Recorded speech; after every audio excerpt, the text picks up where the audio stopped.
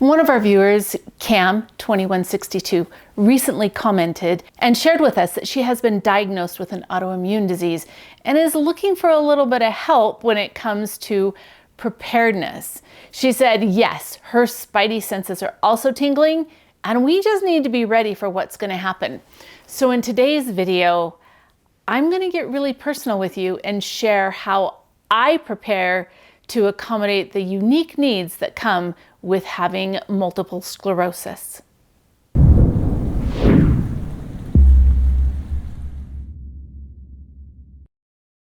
Hey Provident Preppers, I'm Kylene, and in honor of Cam2162, today I'm going to get really personal and share some of the ways that I am able to manage my life having multiple sclerosis and autoimmune disease, and how I'm prepping differently than many people so that I can be okay when really tough stuff happens. Now, most of our channel is actually directed toward the mainstream and what people do there, and that's kind of our target. But you know, that kind of doesn't really work for me. In this video, I am going to tell you some of the things that I am doing to manage my MS.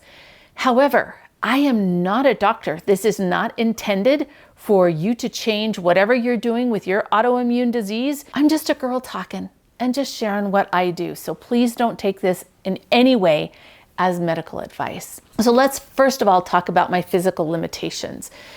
I cannot hold down a regular full-time job. It is not possible for me. The last job that I had was at a power plant. I was the admin there and I loved it. I got to drive a forklift. It was a great job for me. But working 8-hour days, day after day, was too taxing on my body. One of the things with my physical challenges is that when I have a flare-up, suddenly I can't walk or talk like a normal person. It appears like I'm drunk. My speech is slurred, my brain doesn't make much sense, there aren't really good connections there, I stagger. I never know when I wake up if I'm going to be like that or like a normal person. One of the other things that I struggle with is severe fatigue. Not being tired, but not having the strength to like lift my arm. There's been times when I am laying in bed and I can't lift my finger to scratch my nose. I think if there was a fire right now, the house would burn down around me and I couldn't get up. And that's kind of a terrifying feeling. And so I'm doing everything that I can in my life to be able to be as strong and healthy as I can be, even though I have significant disadvantages to begin with. Some of the steps that we have taken, we have tried really hard to make our home wheelchair accessible. So when you come to my front door, when we poured the concrete, there are no steps. I have concrete pathways poured all over in my backyard because the risk of fall is really great for me and I need to be able to move around, have mobility and do things without risking that. I have a wheelchair, I have a walker, and I might not need them today, but tomorrow I might need them. So it makes sense to make sure that we have those available and we are ready with those. Another thing that we've done is John has made me raised garden beds because those are easier for me to work in. And one of the things for me, gardening is actually very therapeutic. I can go out to my garden when I'm barely able to walk and just be out there in the sunshine, pull a few weeds, crawl around a little bit, and then by the time I come in, I can walk. It's kind of a little bit miraculous. And I know you're thinking I'm strange, but it really helps. Another thing that we've done is we've made the rabbit hutches that I need to access so that it's just the right height for me. Everything that we can do to make sure that I can still function as a normal person and take care of ourselves, be more self-reliant, but that we do it in a way that is best for me and my physical challenges. My emergency survival kit is packed in what they call a Zuka bag. And that bag, the reason why I chose it, it has really giant wheels on it and it has an aluminum frame that can be a seat. Because remember, sometimes I just can't walk, sometimes I just have to rest. And so if I needed to pull this, I can have a place where I can stop and I can have a seat. It doesn't take a lot of effort because I could never carry a backpack if I'm in that condition. But I could probably pull the Zuka bag. So that's why I chose that. And there are other bags. You don't have to get a Zuka bag, but something that has good sturdy wheels and the seat, that's really nice. Another one of my physical limitations is I have this very small range of comfort. It can't be too cold and it can't be too hot. If it is, my brain short circuits. In the summertime, sometimes can be really hard on me because if I'm out in the heat, it'll trigger a flare-up. The same thing with the cold. We've had to make accommodations for that you wouldn't have to do for most normal people who can handle that fluctuation. This is my bedroom, and right there we have what's called a mini split because we don't have an air conditioner in our home, but that mini split is an electric heater or air conditioner, and I can have it right here in my bedroom. So there is a place that I can go that is temperature controlled and that I could be okay. Now that does take electricity, and that's one of the reasons why getting the backup power system for us was so important. We're just thrilled. We have the grid down readout system installed now with the solar panels and the emergency backup batteries. As long as the sun comes out every once in a while, that means that I can stay warm or cool, and it doesn't have to affect my disease. One of the things that I should explain is that for my long-term health, I need to limit my flare-ups because the flare-ups cause little dead spots, little scleroses in the brain. And those lesions in the brain, depending on where they are, they can make it so I can't see anymore. They can do permanent damage. I can't push myself. I need to take really good care of myself. Another thing that's impacted is sleep. I need to get enough sleep. So think about this. If you have to evacuate in an emergency, chances are you're going to have some issues with being able to get enough sleep. If my sleep isn't quality when I wake up the next morning, it's huge for me. So we've taken different precautions to make sure that I can sleep. My dream is to have a camper van so that wherever we go, I have a bed that I can sleep in, but that's still out of our price range for a while. And the last accommodation that we have made for my physical limitations is that we have tried to automate things. For instance, with the rabbits and their water. Most of the time I go out every morning and take care of them. I actually find a lot of joy in that. But their watering system, I've made it so that if I can't go out there today or tomorrow, the rabbits are still going to be okay. The same thing with their feeding. So that's one more thing that we've done for my physical accommodations. Now let's talk about my diet. Food storage is very different for me than for a lot of people. Jonathan can have white rice, beans, and wheat, and potatoes and be just a happy boy. But for me, those would actually kill me. If I eat the normal diet, the MS would trigger and I would have all kinds of complications and have a really low quality of life. So I have to store the foods that I can eat. So my diet, there's no sugar, there's no white rice, there's no flour, gluten kind of thing, there's no potatoes, there's no preservatives or chemicals of any kind. And most foods will have those preservatives and the chemicals. So the main diet that I eat, fresh fruits and vegetables, meat, fermented dairy, nuts and seeds. But those foods are really hard to store long term. And that's one of the reasons why we've got a freeze dryer, because I can freeze dry the fresh fruits and vegetables out of our garden and be able to store those and actually rotate through them a lot. That's what we do. I don't put them in bags and say this is gonna last 25 years. I put most of them in mason jars and then I just use them as a regular part of my diet.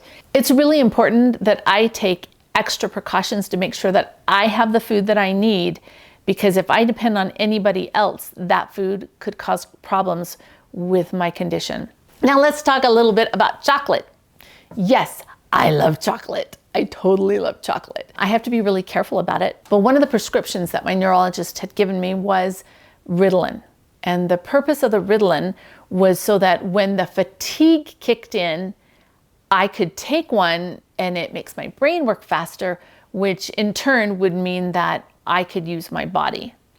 I hated taking the Ritalin, but I found that when that happens, I can get almost the same result with a little piece of chocolate, and it makes me happier when I take it. So I don't take that anymore at all, but I always have a stash of chocolate. And most of the time it's just plain chocolate, because it's not the other stuff that I need in it. It's the chocolate. Our garden is a big part of our food storage plan because it produces so many fresh fruits and vegetables that are exactly what I need to keep me healthy. We also grow a lot of our own culinary and medicinal herbs. Let's talk a little bit about medical. Now, I have chosen not to take any daily meds.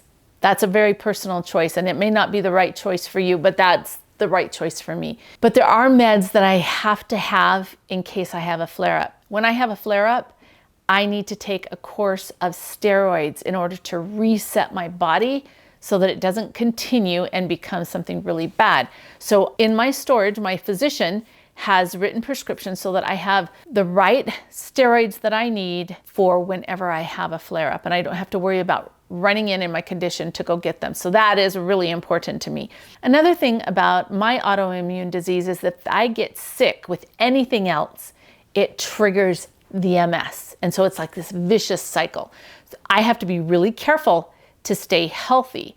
Another thing that I have are antibiotics, because with MS or most other autoimmune diseases, if you get sick, it will trigger that disease and you just have this vicious cycle.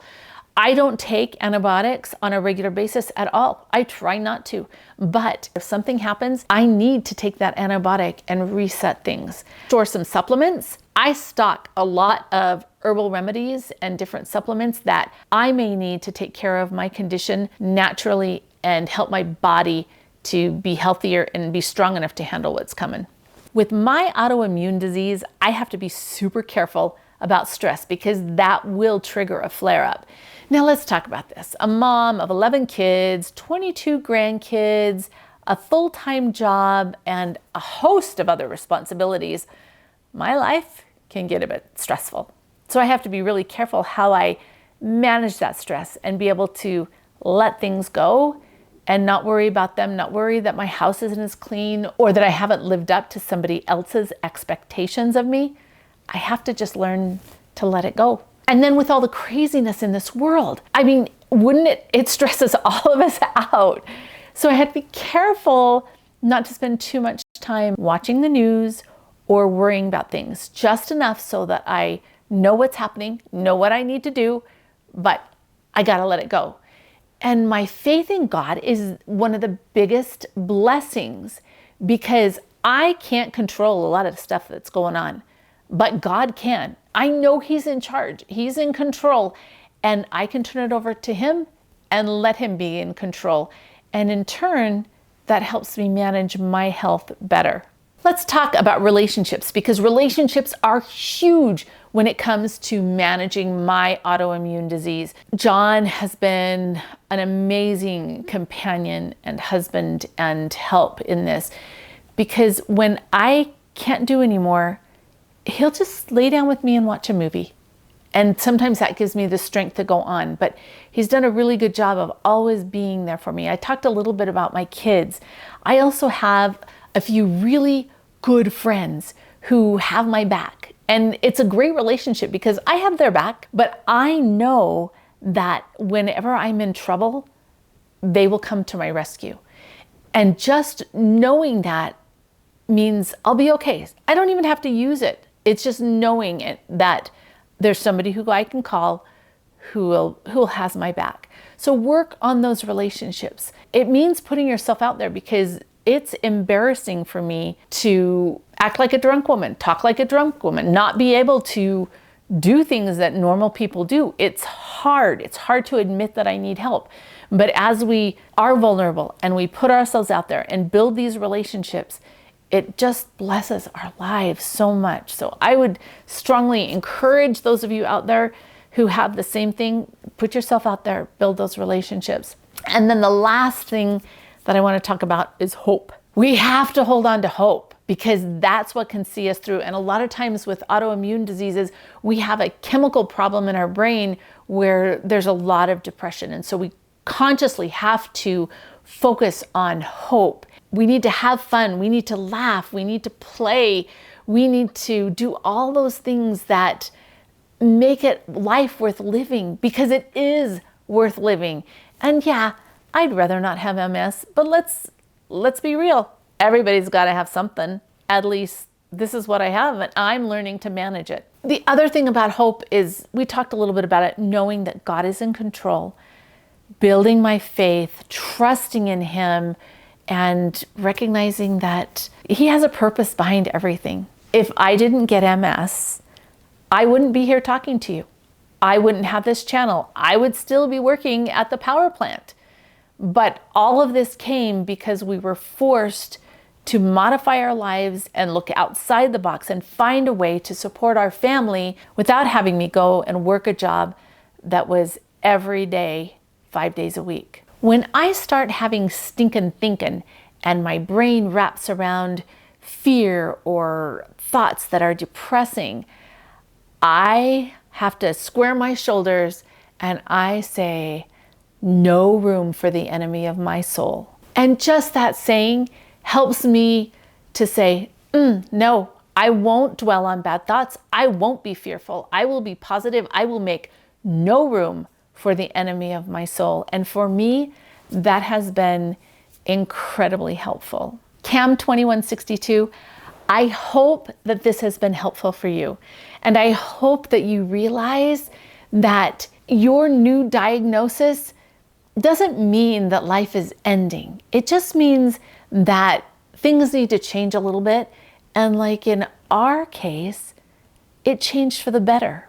We have opportunities now that we never would have had I not had this illness. So I encourage you to do everything that you can and embrace this new challenge and recognize that there are good ways to be able to manage it and prepare for the future.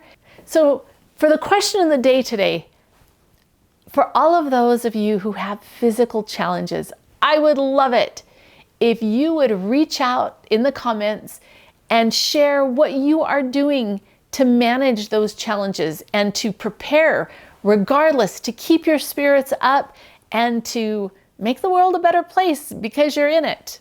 Thanks for being part of the solution.